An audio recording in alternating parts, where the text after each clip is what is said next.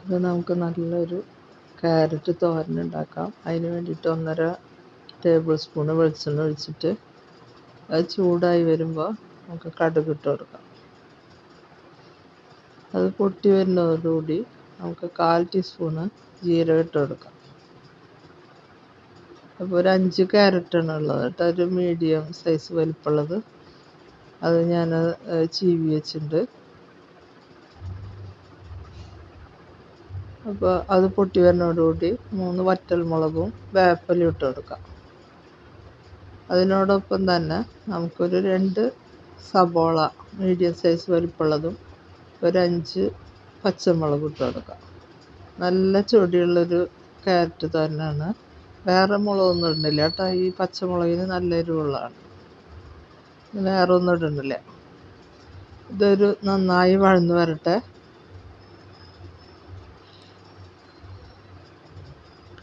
അപ്പോൾ കറിയിലേക്ക് ആവശ്യമുള്ള ഉപ്പിട്ട് കൊടുത്തിട്ടുണ്ട് കേട്ടോ. അപ്പോൾ ഇതിട്ട് കൊടുക്കുമ്പോൾ സബോള പെട്ടെന്നൊന്ന് വഴന്ന് വന്നോളൂ. അപ്പോൾ അതാണ് ഈ സമയത്ത് നമ്മൾ ഉപ്പിട്ട് കൊടുക്കണം.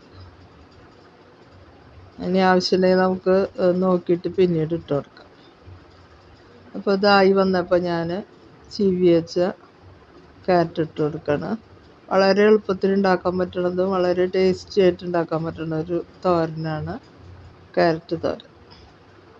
കുറേശ്ശെ ഇട്ട് കൊടുത്ത് എല്ലായിടത്തും ആവണ വിധത്തിൽ നമ്മൾ നന്നായി ഇളക്കി കൊടുത്ത് മൂടിയിട്ടൊട്ടും വെള്ളം ചേർക്കാതെ ആവിയിൽ വേവിച്ചെടുക്കാം.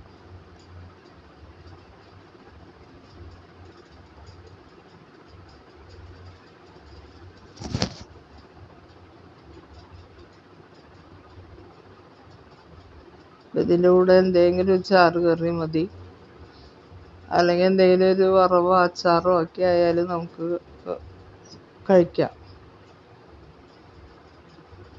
നല്ല ചൊടി ഉണ്ടാവണം കേട്ടോ. ഇങ്ങനെ ഒട്ടും ഇതില്ലാണ്ടിരുന്നാൽ നമുക്കൊരു ഇത് തോന്നില്ല ക്യാരറ്റ് തോരൻ. അതിനകത്തൊരു ചൊടിയും ഇതൊക്കെ വേണം. പിന്നെ ഞാൻ തേങ്ങ, ഒരു മുറി തേങ്ങ ഞാൻ ചിരകി വെച്ചിട്ടുണ്ട്. അപ്പോൾ അതൊക്കെ ചേർത്ത് കൊടുക്കും. ഇപ്പോൾ ക്യാരറ്റായി വന്നിട്ടുണ്ട് കേട്ടോ. ഇപ്പോൾ ഞാൻ നോക്കിയപ്പോൾ വെന്ത് വന്നിട്ടുണ്ട്. ഇനി ഇതിലേക്ക് നമുക്ക് തേങ്ങ ഇട്ട് കൊടുക്കാവുന്ന.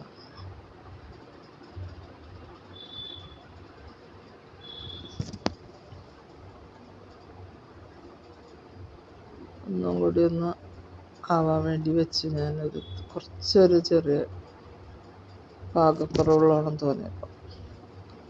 പിന്നെ ഞാൻ പറഞ്ഞല്ലോ, ഒരു മുറി തേങ്ങ ചിരകി വെച്ചിട്ടുണ്ടായിരുന്നു, അതും ഇട്ട് കൊടുത്തിട്ടുണ്ട്.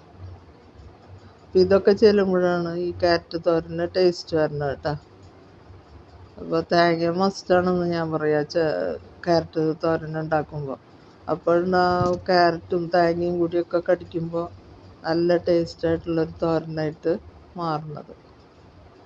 അപ്പോൾ ഞാൻ ഉണ്ടാക്കിയ തോരൻ നിങ്ങൾക്ക് ഇഷ്ടപ്പെടുകയാണെങ്കിൽ ലൈക്ക് ചെയ്യാനും ഷെയർ ചെയ്യാനൊന്നും മറക്കരുത്. ഇതൊരു പുതിയ ചാനലാണ്, നിങ്ങളുടെ സപ്പോർട്ടൊക്കെ ആവശ്യമാണ്. അപ്പോൾ താങ്ക് യു, ബൈ, ഓക്കെ.